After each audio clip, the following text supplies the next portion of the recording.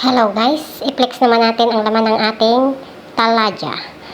Unahin natin itong kulay puti. Kung anong laman. Sa taas, tubig, 2 karton. Sa baba, ayan, mga laban kasi nga may kainan dito. At ito yung aking tubig na pinatas. Ayan. Ito yung laban. At ito yung pintuan ng talaga. Ayan. May mga gamot sa mga pusong nakakalimot. Itong isa, yan, mga kudaryan na ginayat, gulay, yan. At ito sa baba, mga gulay pa rin. Kamatis, yung nasa kulay blue, yung nasa kulay dilaw ay sili. Tapos pipino at kusa. Kamatis pa rin, kamatis. Ayan. May kalabasa. Namumunga na kasi ang kalabasa ni Chong. Tapos ito yung pinto.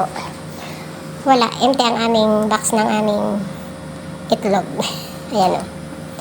Ayan, mga flavor of the month. Mga suka, ayan. And then, itong isa ay mga kubo sa itaas. Tapos tubig pa rin sa baba. Ayan, ang kay Chang na sibta. Alam mo yung sibta? Galing yun sa gatas ng kambing. Tapos ito, tubig pa rin. Ayan, ito yung pagkain namin. Pagkain ko pala. Magkabukod kasi kami yung pagkain ng aking kasama. Ito yung kubos ni Chong. At ito yung baba. At ito naman yung tubig ng aking kasama. O diba ang ganda ng patas? May kasama pang apple. Assorted. Ayan. Ayan ang pinto.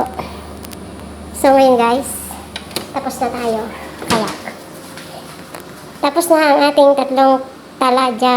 Bye bye. Thank you so much.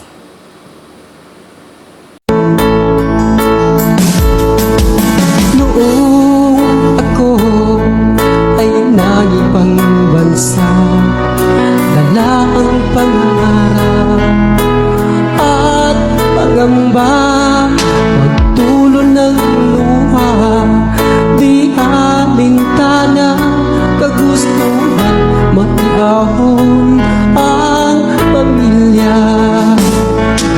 Mahirap man buhay sa ibang bansa, madalas kuya alamang sigura nakahit ang sariling luha dahil na-miss ang Nagagayat pa rin ako ng sibuyas. Ito naman daw ay pang-kiss na. Ayan, yung ready to cook. Ayan. Ang dami kong ginayat, kalahating sako yan. Pangalawang round. At ayan, may nakasalang pa ako. Yan. At ito yung ginawa ko kaninang umaga. O, diba? Basal pa more, abroad pa more. Hello guys, at ito na nga yung kiss na. Siguro ay okay na ito. Kasi nga, ayan. Ang basal, ginawang kiss na. Kung ano-ano lang naiisip ng aking lola.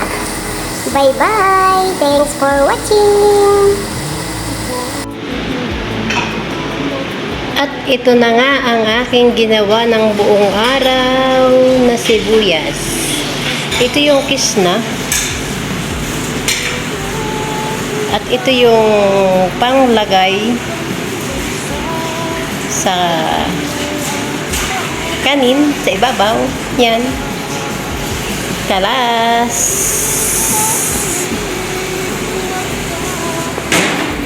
Na-homesick ka, iyak mo lang.